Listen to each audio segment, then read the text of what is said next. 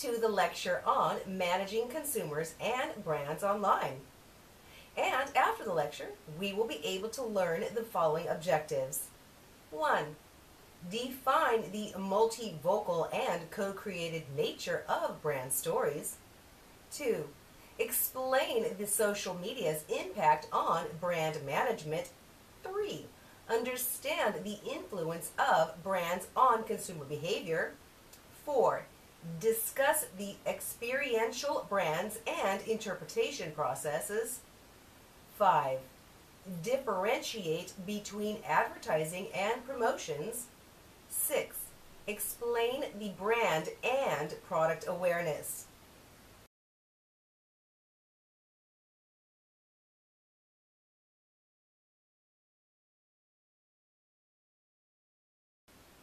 Let's start with a brief introduction to managing consumers and brands online. One of the most important assets one can develop for business is a powerful brand.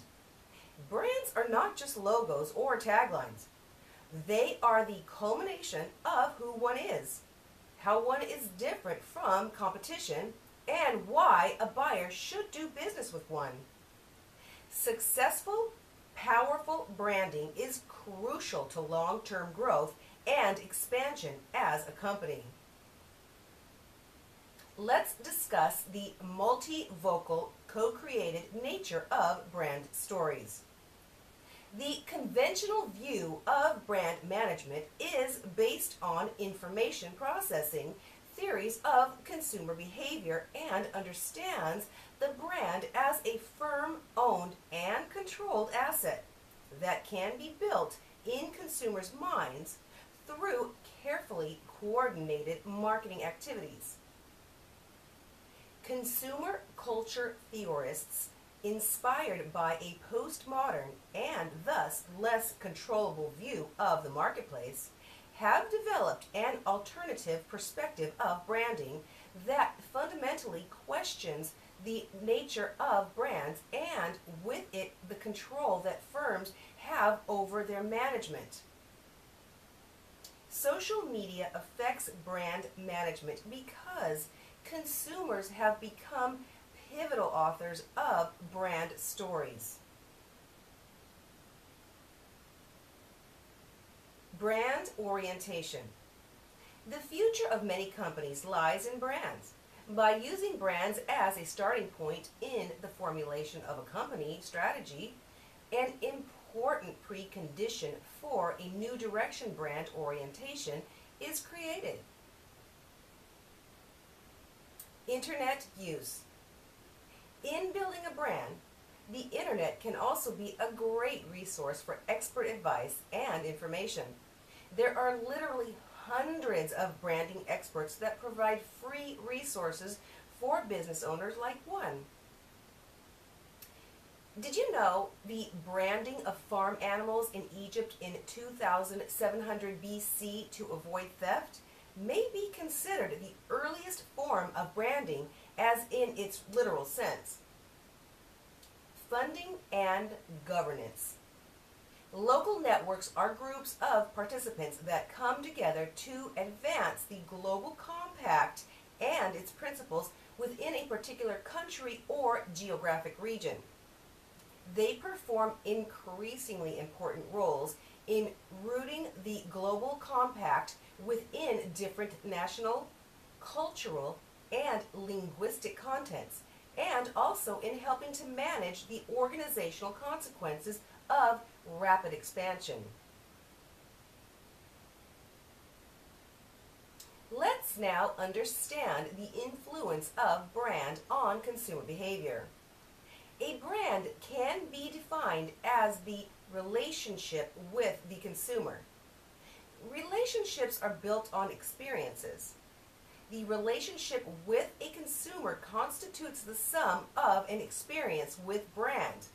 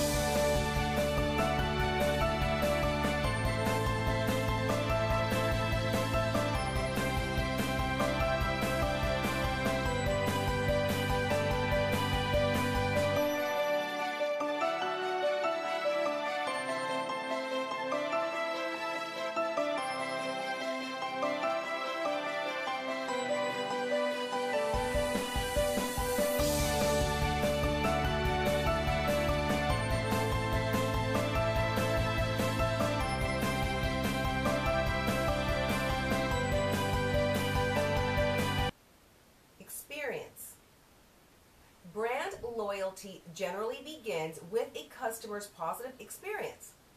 Experience can have a tremendous impact on a customer's impression of a business. Trust. Consumers want to be able to trust the business where they have chosen to spend their money. Once that trust has been established, their brand loyalty will influence them to continue patronizing that business.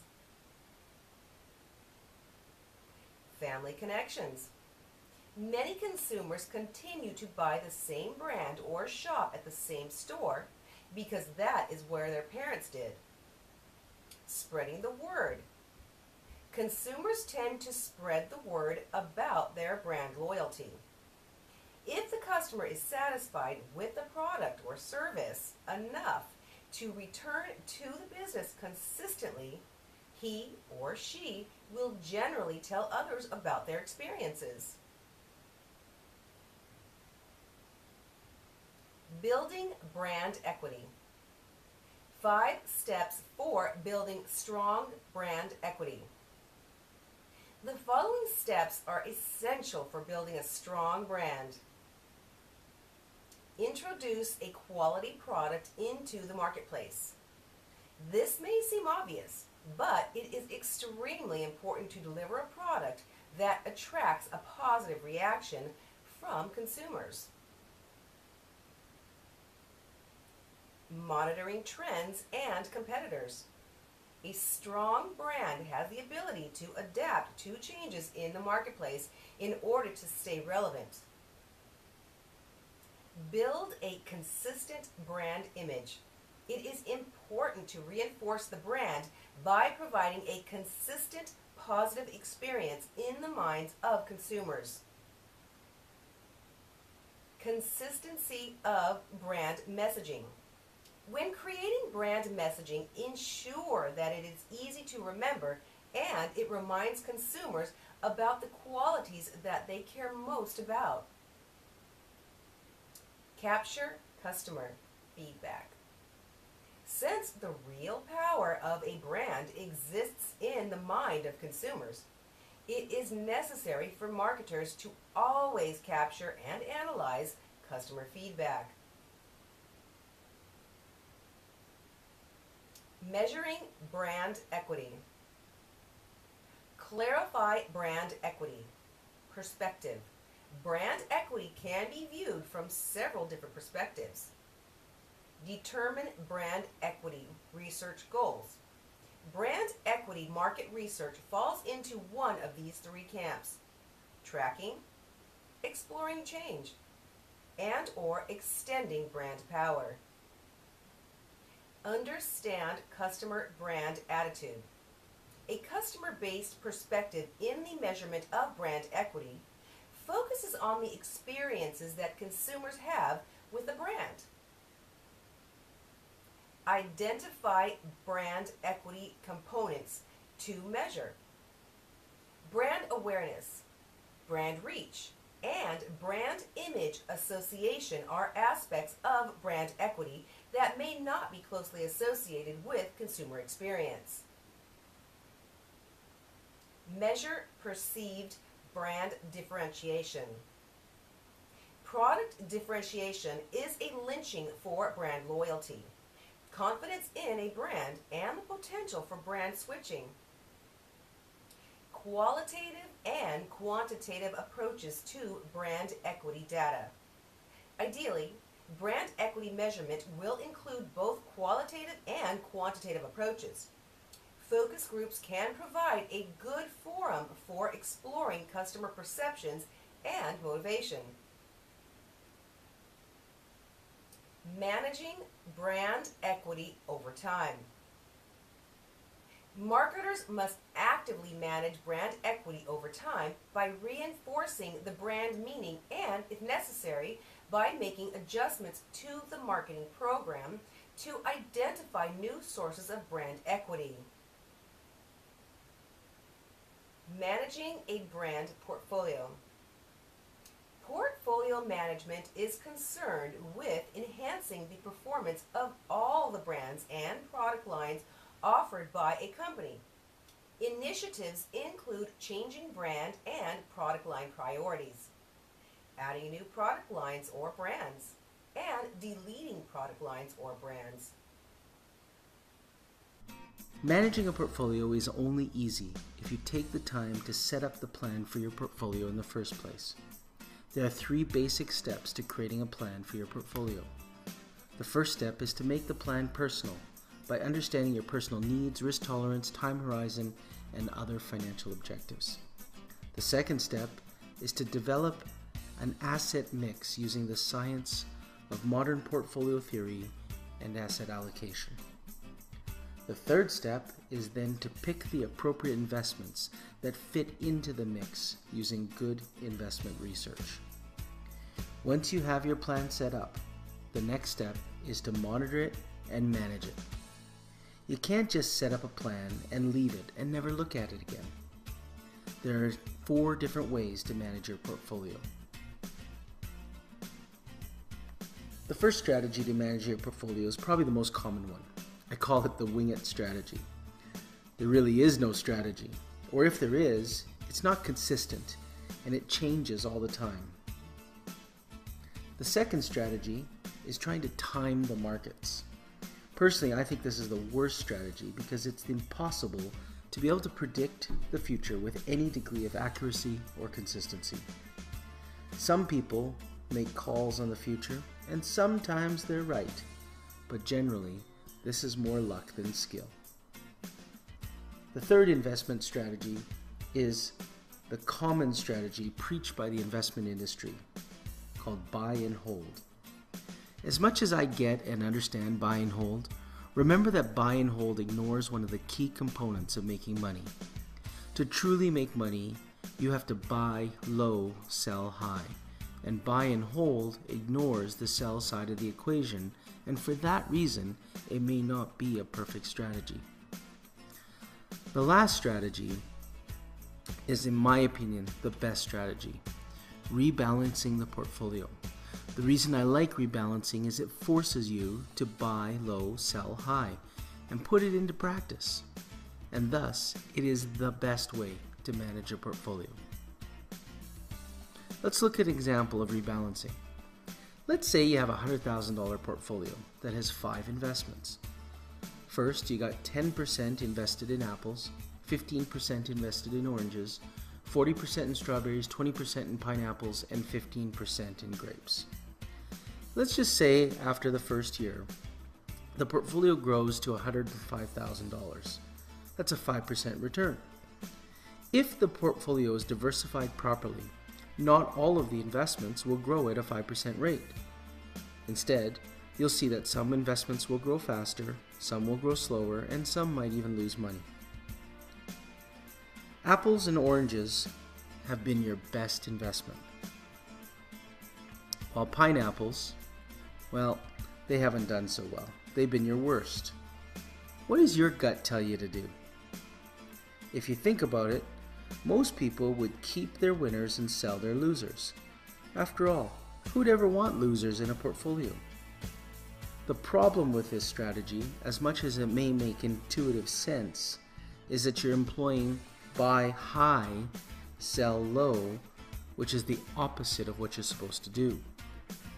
Instead, rebalancing suggests that you should simply rebalance the portfolio to the original mix of 10% apples, 15% oranges,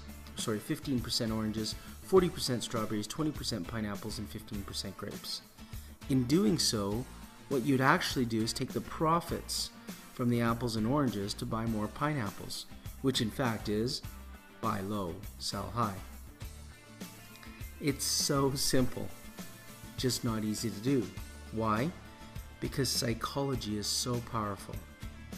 Even if you're a do-it-yourself investor, you don't have to get more sophisticated than rebalancing the portfolio once a year.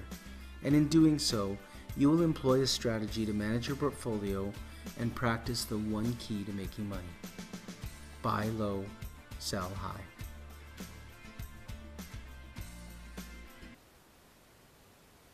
Determining roles of brands. A brand portfolio perspective encourages the use of brands to support the entire portfolio as well as the support of each brand. Strategies for brand strength. Strategies for building brand strength and sustaining that strength for the brand portfolio require attention to the implementation of brand identification, revitalizing brands in the later stages of their life cycles, and recognizing the strategic vulnerabilities of core brands. Adding a new line.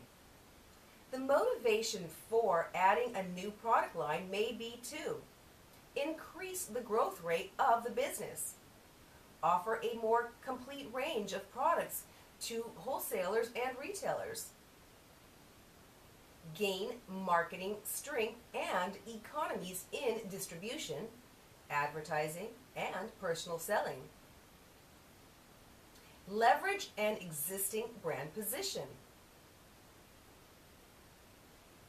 Brand building strategies. The essence of strategies for brand strength is that management should actively build, maintain, and manage the four assets that underlie brand equity: awareness, perceived quality, brand loyalty, and brand association. Fighter brands. In the harsh market conditions faced by some branded goods in post-recession conditions, one option is the launch of a fighter brand aimed to combat low-price competitors while protecting the company's premium-priced offerings. Strategies for brand extensions. Brand extension strategies are frequently undertaken by the companies when they launch any new product. The companies try to reap benefit out of their established brand name and brand equity. Brand experience is conceptualized as sensations, feelings, cognitions, and behavioral responses evoked by brand-related stimuli that are part of a brand's design and identity, packaging, communications, and environments. Conceptualizing brand experience. One can experience a conceptualized brand as subjective, internal consumer responses, sensations, feelings, and cognitions, as well as behavioral responses evoked by brand-related stimuli that are part of a brand's design and identity, packaging, communications, and environments. Further explication of the brand experience construct. Brand experiences vary in strength or intensity. That is, some brand experiences are stronger or more intense than others, like product experiences. Brand experiences also vary in valence. Differences between brand experience and other brand constructs. Brand experience is in part related but also conceptually distinct from other brand constructs. Brand experience differs in particular from evaluative, affective, and associative constructs. Let's discuss about advertising versus promotion. Advertising is a one-way communication whose purpose is to inform potential customers about products and services and how to obtain them. Promotion involves disseminating information about a product line, brand, or company. Differences in time frame. Promotions are time-specific and may be short-term, while advertising may be generally long-term. Types of promotion and advertising. Promotion is generally divided into two parts. Above-the-line promotion. Promotion in the media. Below-the-line promotion. All other promotion. Much of this is intended to be subtle enough that the consumer is unaware that the promotion is taking place. Advertising can be of the following types. Media. Commercial advertising media can include wall paintings, billboards, street furniture components, printed flyers, and rack cards. Radio, cinema and television ads, web banners, mobile television screens, etc. Convert advertising. Convert advertising is when a product or brand is embedded in entertainment and media. Television commercials. Virtual advertisements may be inserted into regular television programming through computer graphics. Internet advertising. This is the newest form of advertising wherein web space is used and email advertising is used.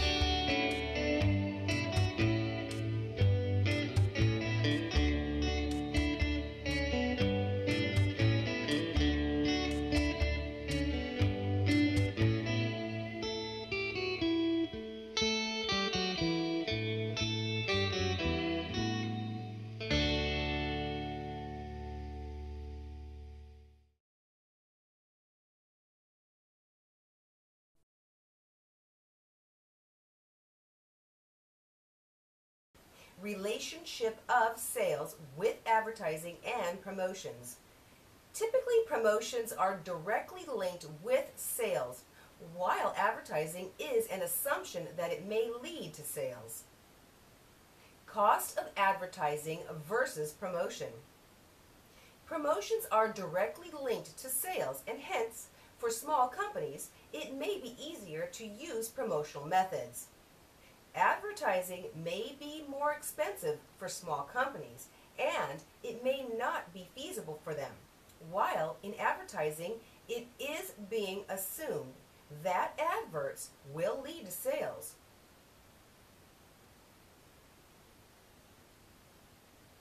Advertising mediums. Television. Television advertising is the leading medium for reaching audiences. Print ads. Advertising in newspapers and magazines is another way of reaching customers with a company's message. Radio. When using radio advertisements in a marketing mix, it is necessary to make sure that the company and product or service is clearly identified. Internet. The Internet has become an important electronic medium, and its interactive quality is unique. Direct mail. Direct mail campaigns can be expensive due to printing and postage costs, but these campaigns can be effective if the mailings reach the right consumers. Advertising trends. A very popular way of getting a message across is using celebrity endorsements. Advertising companies are willing to pay top dollar in order to hire celebrities to represent their brands. Sales promotion. Sales promotion consists of many activities used to sell products. They are activities that give consumers a short-term incentive to make a purchase. Sales promotions are also activities that change the price and value relationship of a product. Consumer promotions. Consumer promotions are geared toward getting consumers to try a company's products. Some examples of consumer promotion activities include coupons, rebates, sampling, sweepstakes, point of purchase displays, and special bags. Trade promotions. Trade promotions are geared toward marketing intermediaries as opposed to consumers. These types of promotions are most successful when they offer financial incentives and serve to effectively reduce the cost of the product. Brand awareness is a very important aspect for a brand or product in the market. Brand building and awareness. Traditionally, with any form of brand building, the target audience needs to be aware of the product or service, after which they form their opinions about the product or service, after which they either use the product or they stop using it. Brand differentiation. Brand awareness is a very important force. It helps consumers to make the buying decision. People are generally loyal to a brand. This is the last stage after brand awareness. Individuals associate certain products with a brand. This helps in building the brand's unique identity. Customer loyalty. When consumers become committed to brand and make repeat purchases over time, brand loyalty is a result of consumer behavior and is affected by a person's preferences. Managing price perceptions. Customer perceptions are influenced by a variety of factors. Besides the actual outcome, example, did the product or service deliver the expected function and did it fulfill the customer's need? The whole process of consumption and all interactions involved are of crucial importance. Positive effects of increasing market share on customer perception. Increasing market share can send out positive signals by acting as an indicator of superior quality that is recognized by more and more other customers. Many brands offer positive emotional benefits of using a product that is popular in the markets.